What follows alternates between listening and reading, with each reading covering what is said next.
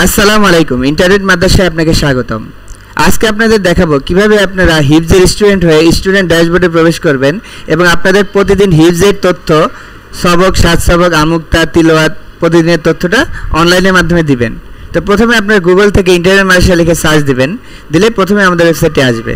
ওয়েবসাইটে চাপ দিলে আপনারা আমাদের ওয়েবসাইটে প্রবেশ করবেন এবং এখানে লগ ইন একটি বাটন দেখতে পারবেন, সেই লগ ইন বাটনে আপনারা চাপ দিবেন। তারপর এখানে স্টুডেন্টে চাপ দিবেন, যেহেতু আপনি স্টুডেন্ট হিসেবে লগ ইন করছেন। তারপর আপনার আইডি এবং এসআইডি এবং পাসওয়ার্ডটি দিবেন। এখানে যদি আপনার এসআইডিতে হাইপেন থাকে তাহলে হাইপেন দিবেন, আর যদি হাইপেন না থাকে তাহলে হাইপেন দেওয়ার প্রয়োজন নেই। আমার হাইপেন আছে, এই জন্য আমি হাইপেন দিচ্ছি। আপনারা রিমেম্বার মি চাপ দিয়ে সাইন ইন বাটনে চাপ দিলেই আপনাদের ড্যাশবোর্ডে প্রবেশ করবেন। তো প্রথমেই দেখুন, আপনি যদি হিফজের স্টুডেন্ট হয়ে থাকেন তবে আপনার এরকম একটি বাটন দেখাবে, হিফজ ইনফরমেশন বুকস।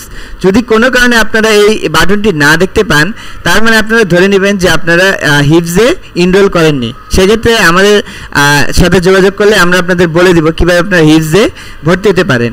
তো আপনি যদি হিফজে ভর্তি হয়ে থাকেন তাহলে হিফজ ইনফরমেশন বাটনে চাপ দিবেন।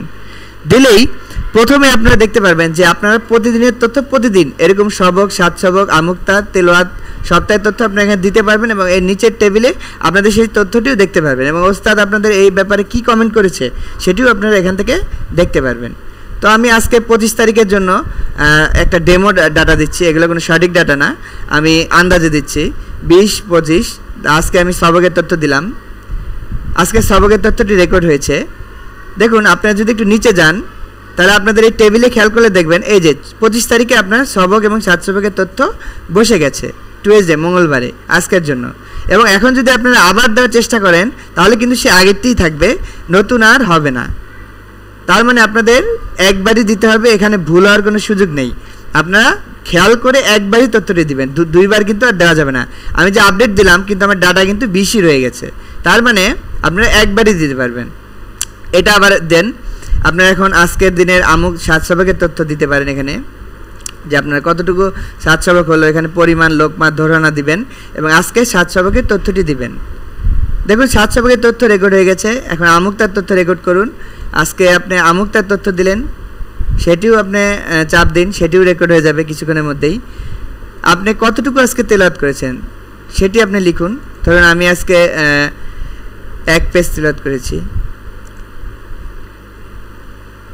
এবং আপনি কোন সপ্তাহে আছেন, আপনি যদি প্রথম সপ্তাহে থাকেন বা দ্বিতীয় সপ্তাহে থাকেন বা তৃতীয় সপ্তাহে থাকেন, সেক্ষেত্রে সেই সপ্তাহটি সিলেক্ট করবেন। আপনার যদি সমস্ত তথ্য দেওয়া হয়ে থাকে তাহলে আপনি এইখানে আপনি সব তথ্যগুলো দেখতে পারবেন এবং এখানে দেখতে পারবেন শিক্ষকের মন্তব্যতে উনি দেখি নাই।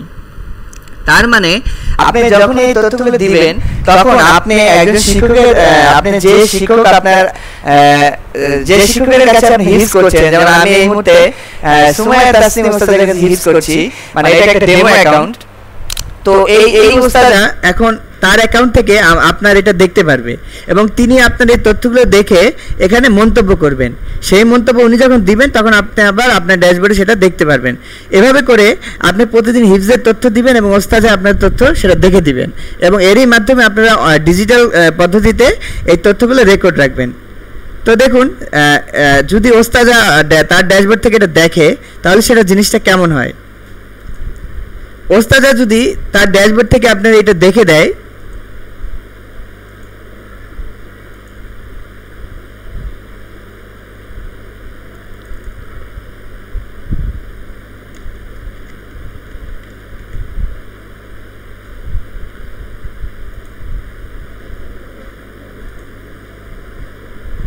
দেখুন ওস্তাদ আপনার এই জিনিসটা দেখে দিয়েছেন, উনি বলেছেন ঠিক আছে। এখন আপনি যদি রিলোড দেন,